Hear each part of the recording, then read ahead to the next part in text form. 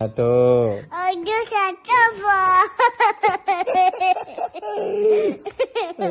ఎందుకు ఎందుకు టెట్టపోటును టమాటో అను టమాటో ఇప్పుడు ఏబీసీలు చెప్పు మరి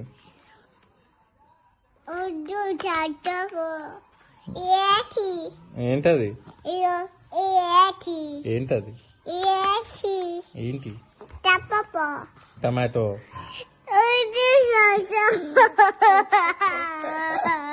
టమాటో టమాటో